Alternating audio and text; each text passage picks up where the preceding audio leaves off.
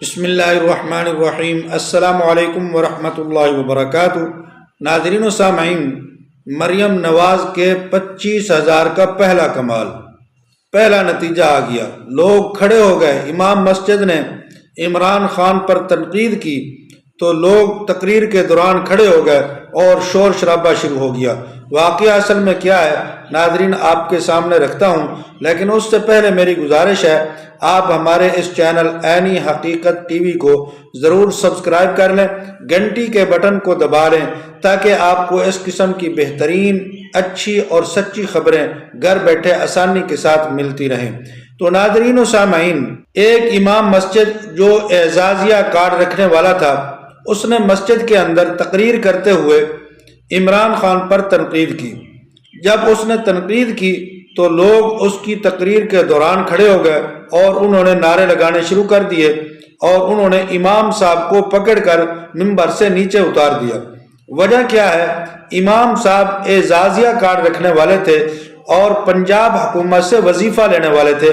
لوگوں کے ذہنوں میں یہ خیال آیا کہ یہ جو امام مسجد ہیں، یہ جو خطیب صاحب ہیں، یہ حکومت سے وظیفہ لینے والے ہیں اور انہوں نے شاید حکومت کے ساتھ کوئی ایسا معاہدہ کیا ہے کہ جس کے تحت وہ صحیح بات نہیں کریں گے، وہ حکومت کے مخالف کے اوپر تنقید کریں گے، اور اب یہ ممبر کے لائق نہیں رہے۔ لوگوں نے پکڑ کر نیچے اتار دیا۔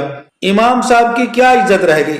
اب ایسے لوگوں کو، ایسے امام صاحبان کو جنہوں نے یہ وظیفے لیے ہیں، اب ان کو محتاط رہنا پڑے گا، ان کو خیال کرنا پڑے گا، ایسی کوئی بات نہ کر دیں جس سے لوگ مشتعل ہوں، لوگوں کی دل آزاری ہو، اور دوسری طرف ان کو یہ بھی خیال کرنا پڑے گا کہ حکومت کی دل آزاری نہ ہو، حکومت جو ہے اس کے خلاف کوئی بات نہ ہو، اور تیسری بات یہ ہے کہ ان کو شریعت کا بھی خیال کرنا پڑے گا۔ اب یہ امام صاحب کیا کرے؟ قرآن و حدیث کی بات لوگوں کو بتائے، یا لوگوں کا خیال کرے، یا حکومت کا خیال کرے؟ اب یہ کیا کرے؟ یہ تو اعزازیہ لے کر امام صاحب تو پریشان ہو گیا، پھنس گیا، اب کیا کرے یہ؟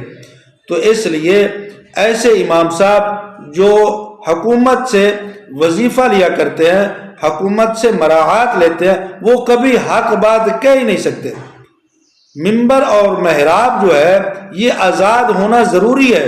جب ممبر اور محراب اور امام آزاد ہوگا تو وہ آپ کو سچ بات بتائے گا۔ جب تک وہ آزاد نہیں ہوگا، اس کی زبان بندی ہوگی، اس کے پیچھے یا اس کے منہ کے اندر لقمہ حکومت کا پڑ جائے گا، سرکاری لقمہ پڑ جائے گا، تو وہ حق بات کہہ ہی نہیں سکتا۔ یہ ممکن ہی نہیں ہے کہ ایسا بندہ جو سرکاری وظائف لے رہا ہو اور وہ حکومت کی پاسداری نہ کرے، ممکن ہی نہیں، اس کو کرنی پڑے گی، ورنہ اس کا یہ اعزازیہ، یہ وظیفہ بند ہو جائے گا۔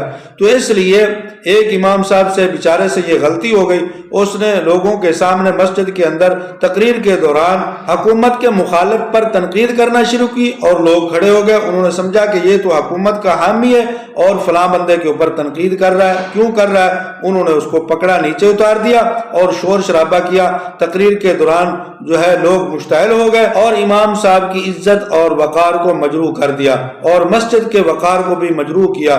تو اس لیے ان امام صاحبان کو اب خیال کرنا پڑے گا۔ اب ایسے امام صاحب جو ہیں وہ اپنی بات جو ہے لوگوں کے سامنے اس انداز میں رکھیں کہ لوگ بھی پریشان نہ ہو، حکومت بھی پریشان نہ ہو، اور قرآن و سنت کی بات بھی کسی طرح لوگوں کو بتائیں۔ تو ناظرین، یہ کچھ آپ کے سامنے میں نے اعزازیہ کارڈ کے حوالے سے پہلا کمال 25,000 کا مریم نواز کا رکھا ہے۔ تو آپ کے خیال میں ان امام صاحبان کو اب کیا کرنا چاہیے جو حکومت سے سرکاری وظیفہ لے رہے ہیں؟